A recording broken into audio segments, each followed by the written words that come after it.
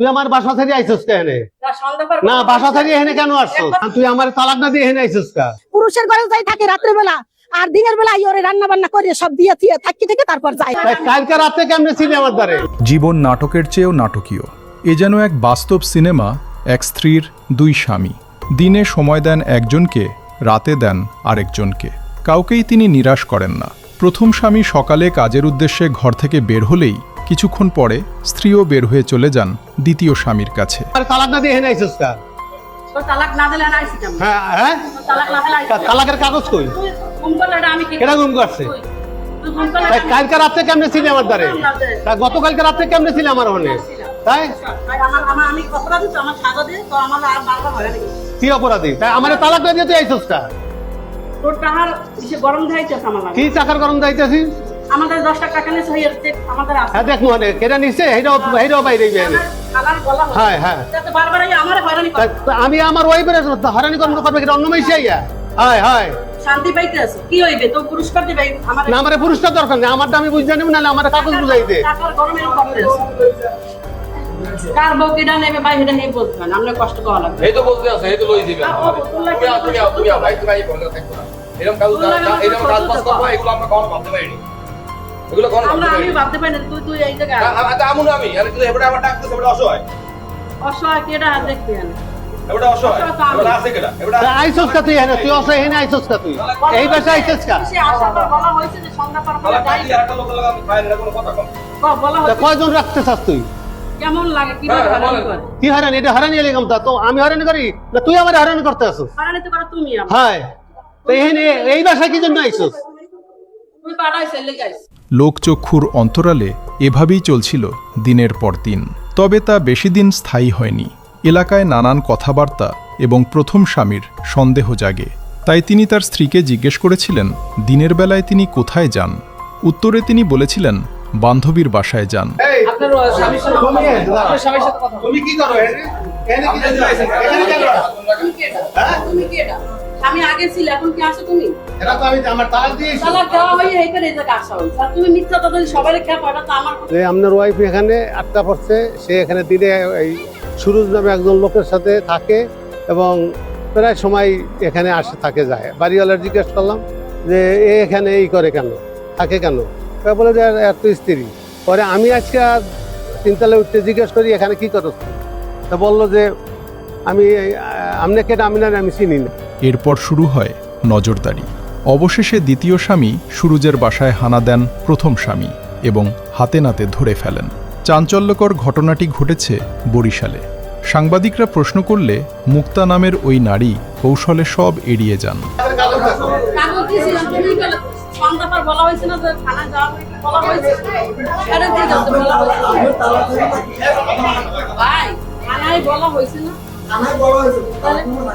তালাক দিলে সেদিনকে থানায় তো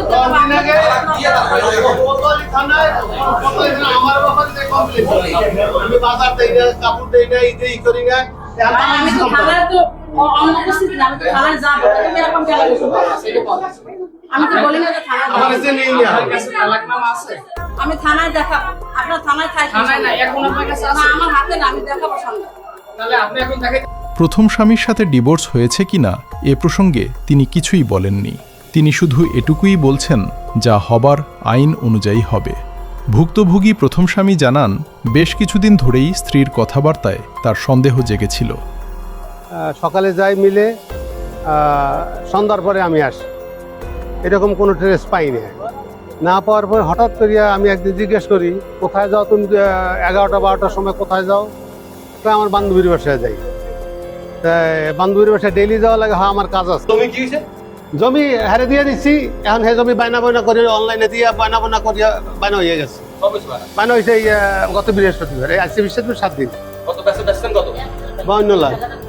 কারণ প্রতিদিন সকাল 9টা থেকে 10টার মধ্যেই তার স্ত্রী বাসা থেকে বের হয়ে যেতেন এবং নিয়ম করে আবার সন্ধ্যার পরে ফিরে আসতেন। ভুক্তভোগী প্রথম স্বামী আরও জানান তাকে বিশ্বাস করে একটি রাইস মিলের জমির সহ স্বর্ণ অলংকার দিয়েছিলেন। তারে বিশ্বাস করি আমি ভালো জানিয়া তারে আমার মিলের জমি সম্পূর্ণ তার নামে দলিল দিয়ে দিই, অথচ সে সেই জমিটা অলরেডি বায়না আনা হয়ে গেছে। তাড়াহুড়ো করে অনলাইনে দিয়ে তারপরে সে জমিটা স্বর্ণ আছে অনেক প্রায় 3 ভরি 3.5 ভরি স্বর্ণ, সেই স্বর্ণ কোথায় রাখছে, কারে দিচ্ছে, কীভাবে রাখছে আমারে দেয় না। আমার দলিল, আইডি কার্ড, তারপর ব্যাংকের চেক, এই সমস্ত সব কিছু তার কাছে, সে কোনো কিছুই দিতেছে না, দেয় না। আছে আছে এই কথা বললেই। তারপরে একটা বিদেশি একটা কম্বল আজকে আইসা দেখে এই বাসায়, আমি বললাম যে এই কম্বল তো আমার, এই কম্বলের মতো আর কম্বল নাই, অথচ বাসায় সেই কম্বলটা আমার নাই। তারপরে টাকা পয়সা যেখানে যা আছে সব কিছু শেষ করছে, একটা টিভি তাও আমার নিয়ে আসছে। তিনি জানতে পেরেছেন তার সেই দেওয়া রাইস মিলটি বিক্রি করে দেওয়া হয়েছে 52 লক্ষ টাকায়। এদিকে ঘটনাস্থলে উপস্থিত হন দ্বিতীয় স্বামীর স্ত্রী। এর সাথে আমার 2009 সালে বিয়ে হয়েছে ভাই। বিয়ে হওয়ার পরে অনেক কিছু কাহিনী হয়েছে, ও এইভাবেই চালাই গেছে জীবনটা। তারপর আমার 2টা সন্তান আছে, একটা ছেলে একটা মেয়ে। মেয়ে এবার আমার 10-এ পড়ে ক্লাস, বুঝছেন, ছেলেটা আমার মাদ্রাসায় পড়ে। এই পড়ার পরে অনেক কাহিনী হওয়ার পরেও আমি আমার ছেলে মেয়ে মানে করি না, থাক যাই করুক, আমার স্বামী আমার সন্তানের বাবা ভালো মনে হয় একদিন হইবে, এইটা ভাববেই আমি সারা জীবনটাই কাটাইতেছি। কাটাইয়ার বাদে অনেক কিছু করার পরে আবার 2024 সালে ঢাকায় বসে এক মহিলা রুমের ভিতরে আনিয়ে রাখছে। রাখার পরে 2 মাস রাখছে। রাখার পরে একদিন মারামারি বাজার পরে ওরে 399 মহিলা ফোন দিয়ে ওরে পুলিশের হাতে উঠাইতেছে। যেতে পারে ওর নামে নারী ও শিশু নির্যাতন ধর্ষণ মামলা হয়েছে, 9 রাত ধারা হয়েছে। আর তারপরে ও আমার খালি ফোন দেয়। দেওয়ার পরে আমি যাই, আমার ওই সন্তানগুলো একটু কেউ যায় না, ওরে কেউ দেখে না, ওর বাবা মা ভাই বোন কেউ দেখে নাই। আমি আমার সন্তানগুলো দেখছি, বুঝছেন। দেখার পরে ওরে আমি ছাড়াই আনি। আমি অনেক টাকা পয়সা, আমি রোজার দিন রমজান মাস আমার একটু বাচ্চাকে নিয়ে আমি ঢাকায় গেছি। তাই আমার বাচ্চাকে কান্দাকাটি দেখে আমি থাক, আমার স্বামী ভালো হয়েছে, আর কোনোদিন আমার করবে না কিছু, কারণে আমার হাতে পায়ে অনেক ধরছে। তারপর শেষকালে আমি মহিলা, আমি কোর্ট কাছারি চিনি, তারপর আমি দৌড়াদৌড়ি করি, ওর এক বোনাই আছে।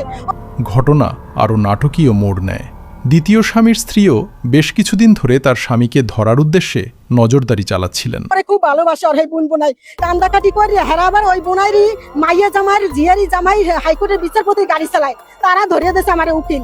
ধরিয়ে দেওয়ার পর জিয়ারু ধরিয়ে দেওয়ার পরে এই মামলার কোনো জামিন হয় না বছরও। তারপরও তারা আমার ছেলে মেয়ের কান্দাকাটি দেখিয়া তারা 2.5 মাসে জামিন দিয়েছে। ওরা আমি 1,20,000 লাস্টে কন্ট্যাক্ট করি। কন্ট্যাক্ট করার পরে আমি ওরা এই 24 রমজানে বের করে আনি। 2014 কাহিনী আছে। কালকে আমারে ওর বাবা মাই বলছে যে মা তুমি যেভাবে বাসাটা আমার এই করে দাও। পরে কালকে আমি এই জায়গায় বাসার তদন্ত নিয়ে আমি ওই ভাইগুর কাছে ফোন দিছি। ফোন দেওয়ার পর হেরা আজকে আবার ওইটারে মানে ওরা ইতে রাখছে। রাখার পরে ও হেরা আমার ফোন দিয়েছে। আমি আবার এই যে ভাইয়ের নাম্বার আছে, হ্যাঁ, আমার হাজবেন্ড ওই যে ও মামুন ওর হাজবেন্ড এর কাছে বলা হয়েছে।